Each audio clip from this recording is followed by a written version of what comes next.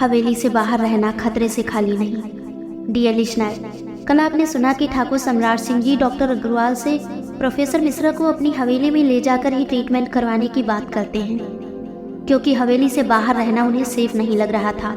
और प्रोफेसर मिश्रा के वो 2 वाक्य बोलने के बाद जैसे ठाकुर सम्राट सिंह जी बहुत घबराए हुए थे। ये बात वो सौरभ को भी बताते हैं, जिससे सौरभ काफ़ी परेशान हो जाता है। लेकिन कुछ देर बाद जब वो डॉक्टर से फिर बात करते हैं तो डॉक्टर उनसे कहते हैं कि उनकी टीम आपस में कंसल्ट कर रहे हैं और इस डिसीजन पर पहुंचे हैं कि पेशेंट को कहीं भी नहीं ले जाया जा सकता, इससे काफ़ी रिस्क हो सकता है, इसलिए उन्हें यहीं रहना होगा। इस पर ठाकुर सम्राट सिंह जी सौरभ को फ़ोन करके ये सारी बातें बता देते हैं, जिस पर सौरभ थोड़ा परेशान हो जाता है। लेकिन सौरभ ठाकुर सम्राट सिंह जी से प्रोफेसर मिश्रा का बैग हवेली से हॉस्पिटल में मंगाने को कहता है। यहाँ तक कल आपने सुना था।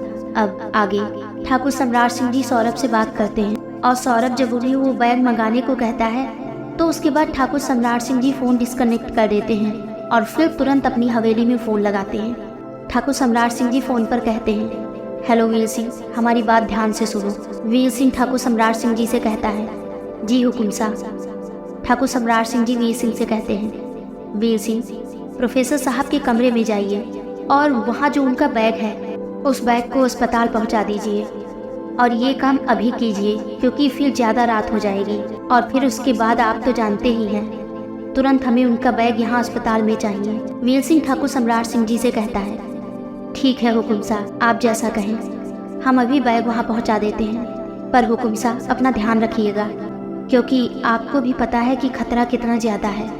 हवेली के बाहर रात को आज तक कोई नहीं रुका, क्योंकि सब लोगों को अंजाम पता है और आप अंजाम जानते हुए भी आज की रात बाहर हैं। ठाकुर सम्राट सिंह जी वीर सिंह को डांटते हुए कहते हैं, वीर सिंह, फिर से तुमने वही बात करी। हमने कहा था ना, बार बार इस बात को मत दोहराओ। हमें सब पता है, हवेली के बाहर जैसलमेर में ही रहना बिल्कुल सेफ नहीं है, इस बात का अंदाज़ा हमें है, लेकिन बार बार तुम यही बात दोहरा क्यों रहे हो? अभी तुम्हें जितना हमने कहा उतना करो और प्रोफेसर साहब का बैग हमें देकर जाओ। ठाकुर सम्राट सिंह जी इतना कहने के बाद तुरंत ही फ़ोन डिस्कनेक्ट कर देते हैं और दोबारा से सौरभ को फ़ोन लगाते हैं। उधर जोधपुर में सौरभ के घर ठाकुर सम्राट सिंह जी के फ़ोन लगाते ही सौरभ तुरंत फ़ोन रिसीव कर लेता है और ठाकुर सम्राट सिंह जी उससे पूछते हैं, बेटा अब आप बताइए कि क्या करना है।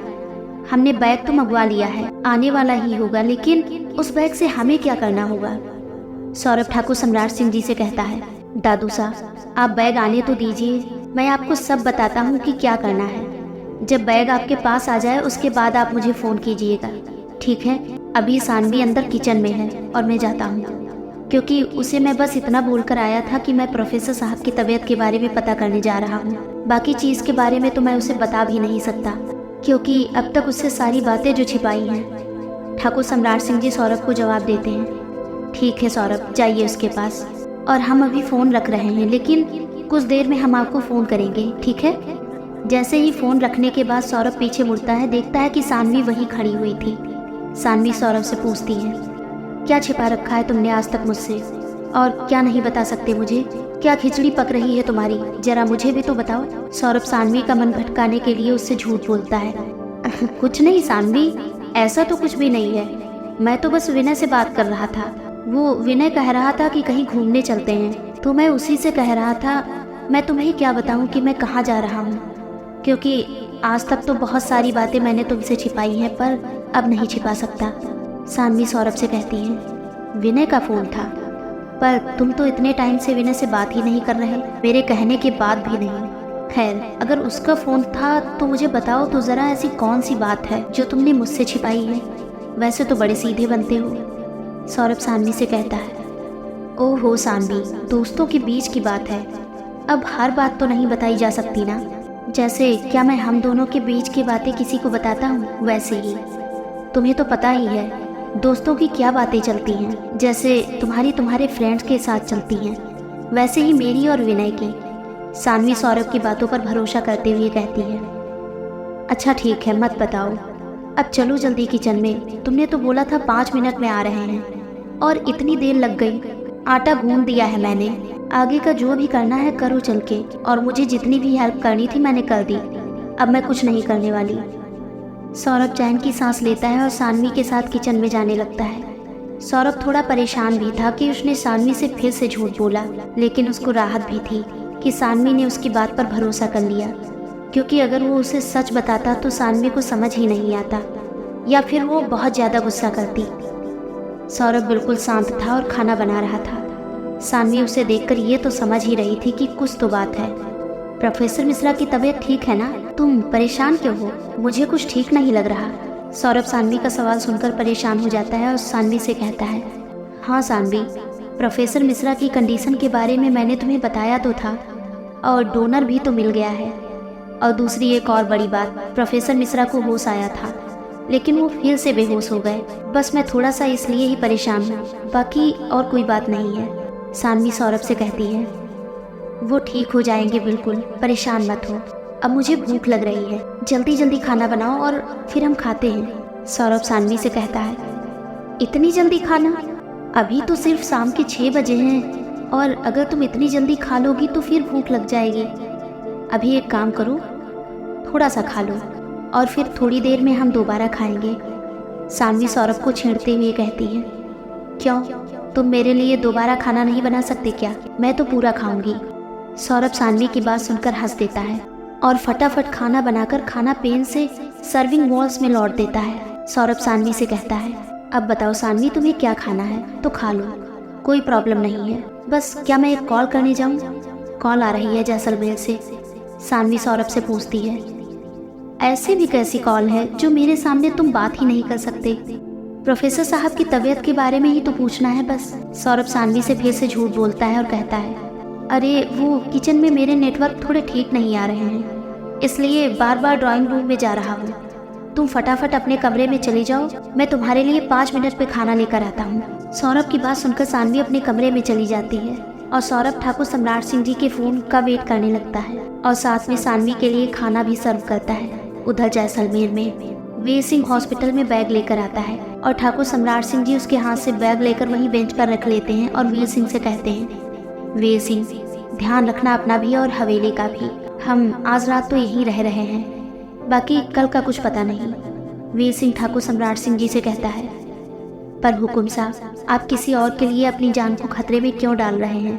जवाब में ठाकुर सम्राट सिंह जी कहते हैं, प्रोफेसर मिश्रा हमारे मेहमान हैं और वो किसी नेक काम से ही जैसलमेर आए हैं। हमें उनका पूरा साथ देना चाहिए और इसके लिए खतरा उठाना पड़े तो भी हम पीछे नहीं रहेंगे। खैर, अभी तुम फटाफट हवेली जाओ क्योंकि काफ़ी रात हो रही है, और वहाँ पहुँचते ही हमें कॉल कर देना।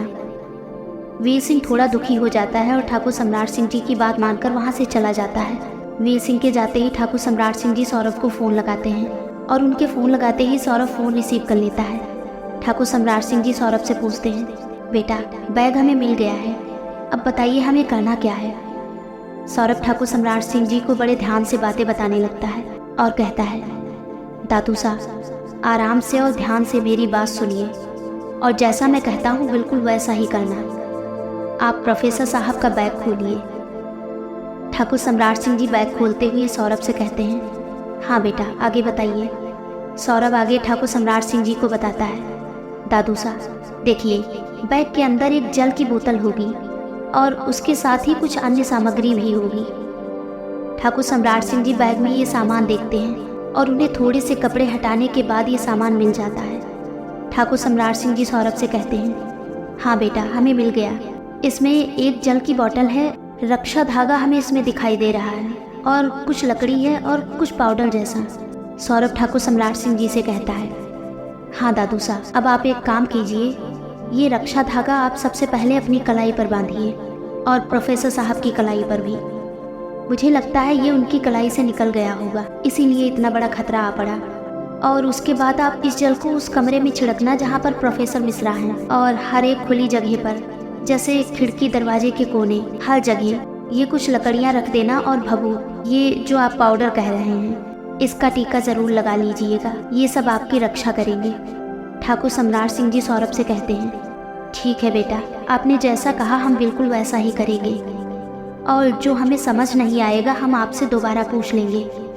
अभी हम प्रोफेसर साहब के पास जा रहे हैं। सौरभ ठाकुर सम्राट सिंह जी से कहता है, ठीक है दादू साहब, आप अपना और प्रोफेसर मिश्रा का ध्यान रखिएगा और कुछ भी बात होने पर मुझे फ़ोन ज़रूर कीजिएगा। और दादू साहब, एक और बात मैं आपसे करना चाहता हूँ। ठाकुर सम्राट सिंह जी सौरभ से कहते हैं। हाँ बेटा बताइए। सौरभ थोड़ा ही चकते हुए ठाकुर सम्राट सिंह जी से कहता है, वो दादू साहब, हम बहुत बड़ी मुसीबत में हैं, ये तो आपको भी पता है। हम जो बातें जानना चाहते हैं, अगर उसमें से कुछ भी आपको पता है तो प्लीज़ हमसे छिपाइएगा नहीं। कोई भी ऐसा राज जो आपको लगता है कि हमें पता होना चाहिए, उसे प्लीज़ हमें बताइएगा।